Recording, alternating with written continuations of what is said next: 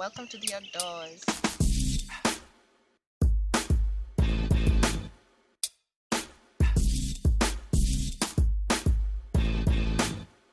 For those who are new, welcome to the family. And you guys, I would just love to say a huge thank you for the support that you're giving to this channel. It's only been 70 days, and thank you 100 plus subscribers for the support that you're giving me through your comments. And yes, I get your direct messages. Thank you so much for all that. I really am grateful. Welcome to the third video of the Narcissist series, and this is the second last video. But if you do have a video request, or if you have something that you'd like me to speak about narcissists, please do comment down below so that I can talk about it before we close this series with the fourth video. So the number one thing that you need to arm yourself when dealing with narcissists is knowing them. Picture yourself in a boxing ring and you're fighting against the opponent, but you realize that you're blindfolded. That means you can't see the opponent, you don't know how they look like, what their size is. So that is how it's like when you want to deal with narcissists and you don't know anything about narcissists. So my advice would be go and learn the much that you can about narcissists. The topic on narcissists is very wide that it cannot possibly be covered within 4 videos. When you know more about narcissists, then the blindfold comes out and you can now actually see how they're throwing punches at you, analyze more about your opponent and how you can defend yourself. Number 2 is to become emotionally intelligent. Know yourself very well. How do you react towards the hurtful things that not even necessarily a narcissist, but the hurtful things that another person could say or another person could do to you? How do you actually respond to words or deeds that affects that vulnerable part of you emotionally? So I think that knowing how to respond to the narcissist is really important. For example, I had to work on anger issues that I had in order to, not burst out in front of the narcissist, because that is what they need. Which brings us to point number 3. Starve the narcissist. Do not engage with the narcissist when they want to hurt or provoke you.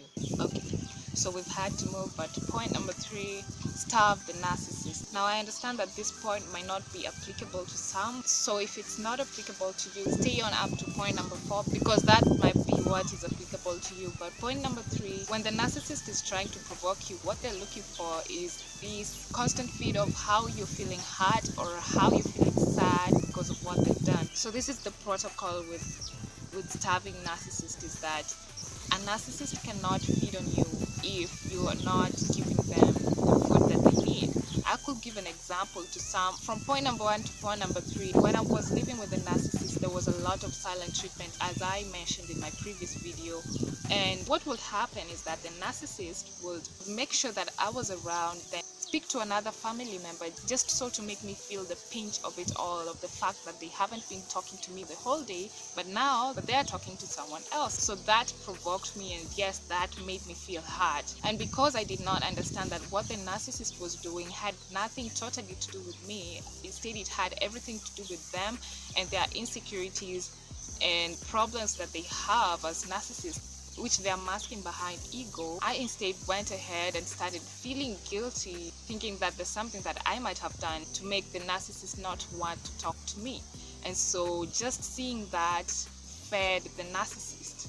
On the other hand, if I was well equipped with the knowledge about narcissists, and if I knew how to control my emotions, then that wouldn't have bothered me. Instead, I would have just walked away and not really care about what they were doing, because really I had nothing to do with how they were treating me.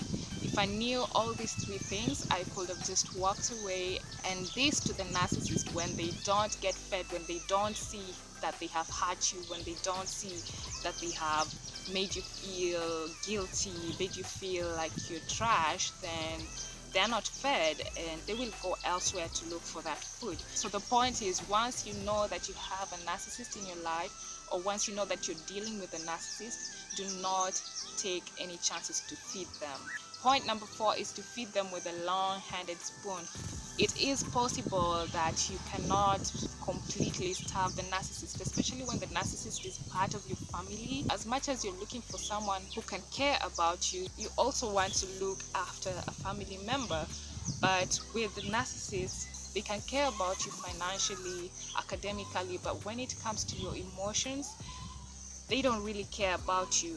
So because this is someone you're living with, and this is someone that you really can't hide all your feelings from every single day of your life, the idea is to detach yourself from them emotionally, and you can do this by avoiding any talk that is emotional. For example, if you have a narcissistic mother and you're trying to explain to them that you have feelings towards a person and you're looking to get married to this person sooner or later, of course they want to control everything. It has to be about them, and if you're not careful, you can end up getting married to somebody who your mother wanted you to get married to instead of someone you truly loved. So in such a case, he will try to show your frustration, or you will try to show your anger towards the narcissist, which is something totally not advisable. So you see, in such a case, talking to your mother and telling them, Mom, I'm not really okay with the fact that you're trying to control my wedding, you're trying to control everything around. The wedding is my day, but I feel like it's all about you instead of about me. When you tell that to a narcissist, don't expect them to have a self-reflection. Maybe come up with solutions to this. They don't really care about anything that is emotional about you. So it's just about accepting the fact that you have a narcissist in the family, and I know how painful that is. And you might just have to lower your expectations about the narcissist when it comes to emotions. So feeding them with a long-handed spoon means that you talk about general things. Talk about the weather, talk about how a pen is blue, but don't expect a narcissist to listen to your emotional needs and actually fulfill your emotional needs, because unfortunately and heartbreakingly will never happen with narcissists. Point number 5, do not tell a narcissist that they are a narcissist. This will only piss them off and you will get a really bad reaction from them. So instead, when you're dealing with a narcissist and you realize that someone is a narcissist, what you should do is just keep off. Either do point 3 or point 4 if you're not able to keep away from them. Point number 6, do not try to change the narcissist. It has been 3 years since I started to really learn about narcissists and read research papers on them and all that kind of stuff, and from all the professional sources that I have read from or learned from, I have never had any of them say that a narcissist can change. You can teach a narcissist how to change things that are external, but when it comes to the internal, you cannot change the narcissist. For example, you can teach a narcissist how to say sorry when somebody says to them that, you know what, you have actually hurt me and I'm not okay with the words that you've said. So the narcissist can learn how to say, oh, I'm sorry for hurting you, or I'm sorry for saying mean words to you. But when it comes to feeling sorry, you cannot change that about a narcissist. A narcissist cannot change from not feeling sorry to feeling sorry. And if you guys know about somebody who was a narcissist and stopped being a narcissist, please do let me know. I would love to hear about that interesting factor. I'd like to emphasize that I only speak from experience. I'm not a professional, but because I really want to help people, because I really want to share the knowledge and wisdom that I've gathered throughout my lifetime, I have put together some sources down below that can be informative to you and can help you actually know how to deal better with narcissists, like in specific areas. When the narcissist is your brother, your sister, your mother, your boss, whoever, I have put some links down below that you can go and refer to. So I'm pointing you to professionals who have dedicated their entire career to learning about narcissists. They've done deep research about narcissists. I've also included a step-by-step guide that you can use to learn more about narcissists, like how you can start learning about narcissists and all that. Also some audiobooks that I have links down in the description box below if you have been a victim of narcissistic abuse. This might not be as free as the videos and articles that I have linked, but I can say that it's worth the listen because you don't even have to read it. These are just books that you're going to listen to.